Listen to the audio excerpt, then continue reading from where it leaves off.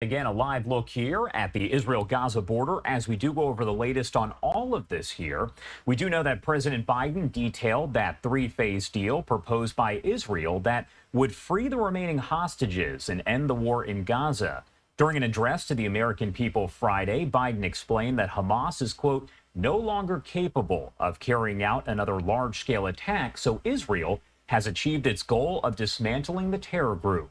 The first phase of that Israeli deal would last for 6 weeks. Biden says it would include a, quote, full and complete ceasefire, a withdrawal of Israeli forces from densely populated areas of Gaza, and the release of some hostages, including all Americans, as well as women, the elderly, and the wounded.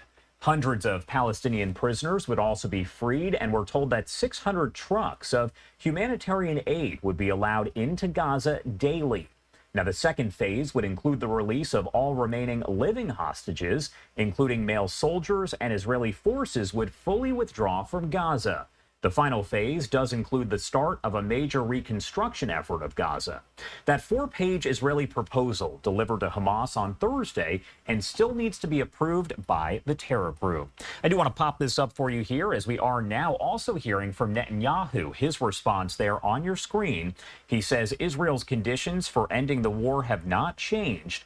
The destruction of Hamas military and governing capabilities, the freeing of all hostages, and ensuring that Gaza no longer poses a threat to Israel. Want to talk about all of this here and bring in a friend of the show, Avi Melamed, a former Israeli intelligence official and the founder of Inside the Middle East. Thank you so much for taking the time to be here with us today. Hello, Josh. Thank you for having me.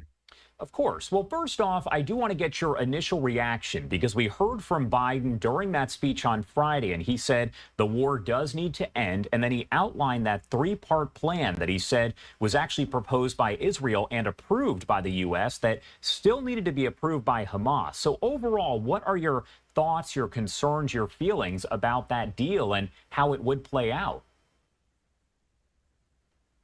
Well, Josh, actually, my major thought is about the things that are not said.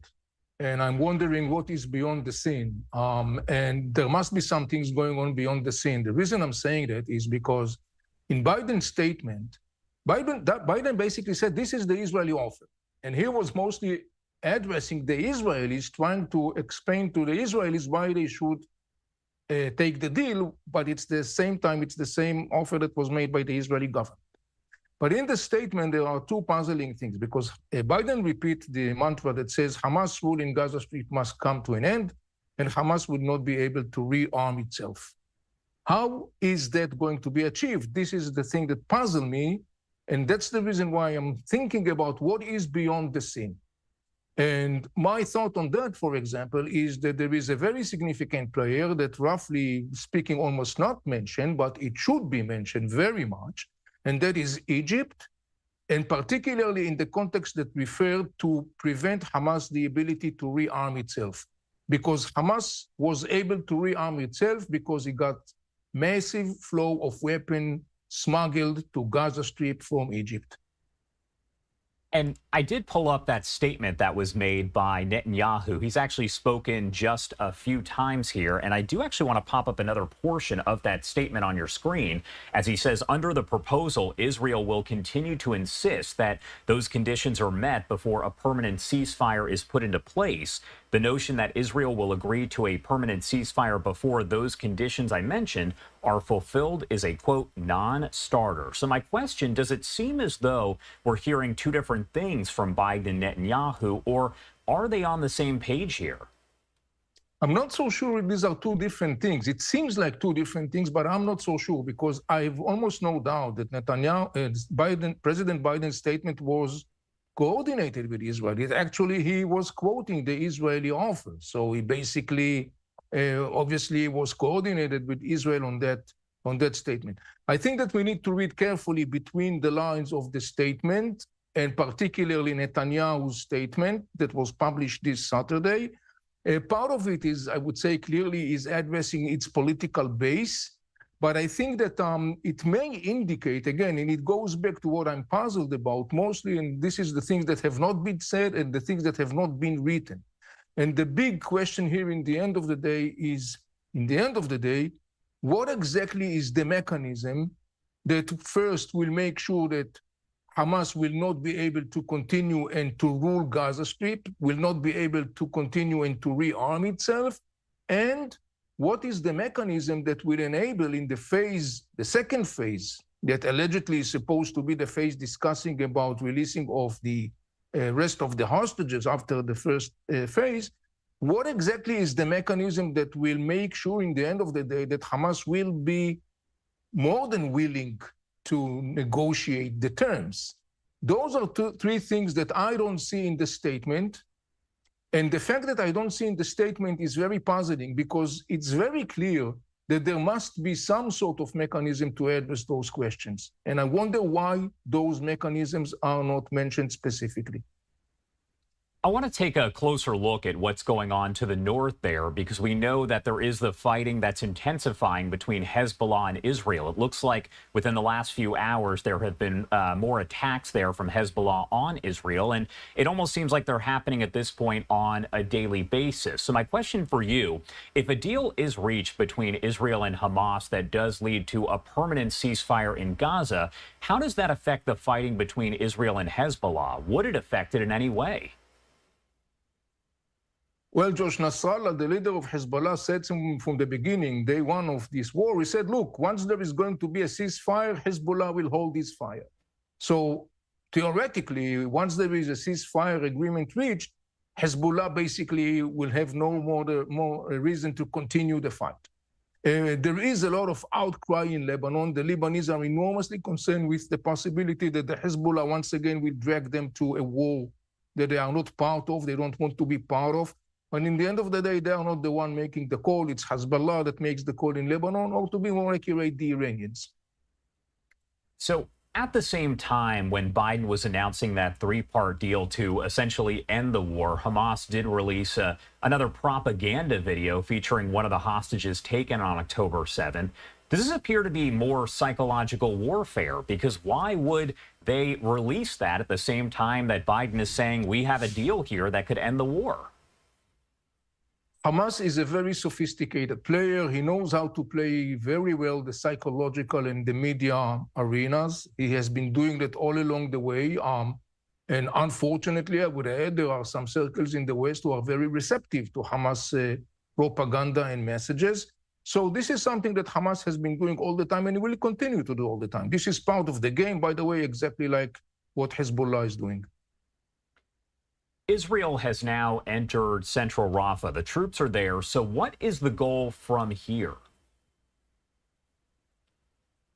I think that the core segment in the context of Rafah is the story of the Philadelphia corridor, or the Philadelphia road. This is the road that is kind of like 10 miles long or so between Gaza Strip and Egypt, parallel to the Egypt-Gaza borderline.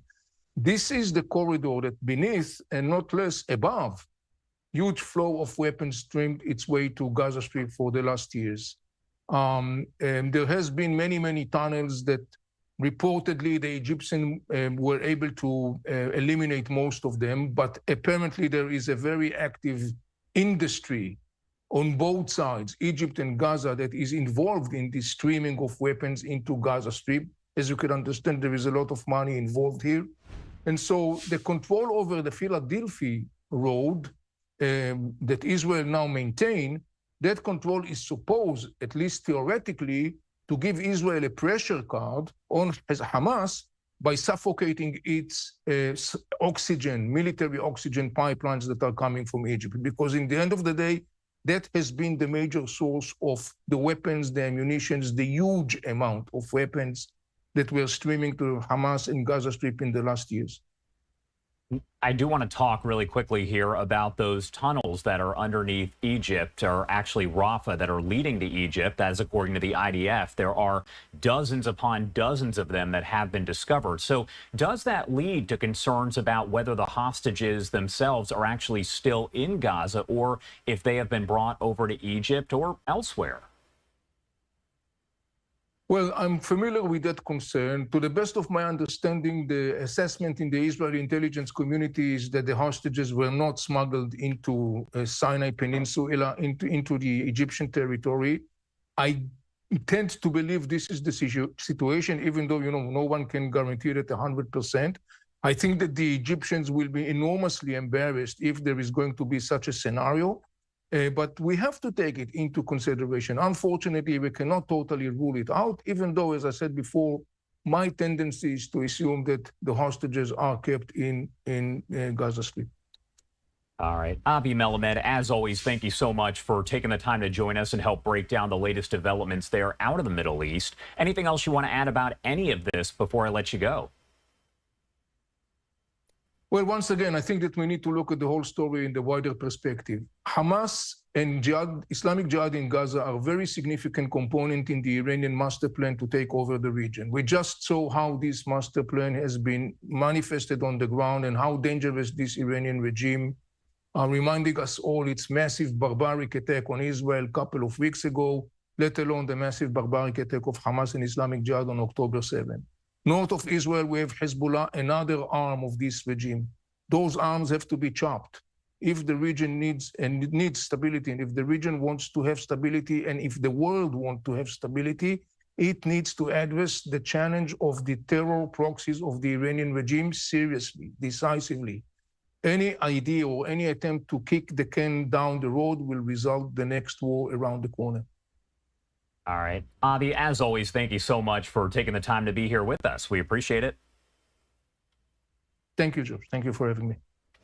And I do want to take you to this post that just came in from the Israel War Room. This is on Twitter or X. They said, according to the IDF, a short while ago, a surface-to-air missile was fired toward an IAF UAV operating in Lebanese airspace. The UAV was hit and fell in Lebanese territory. That incident is under review. The IAF will continue to operate in Lebanese airspace to fulfill the IDF's missions. Now, if you're not familiar, the IAF would be the Israel Air Force.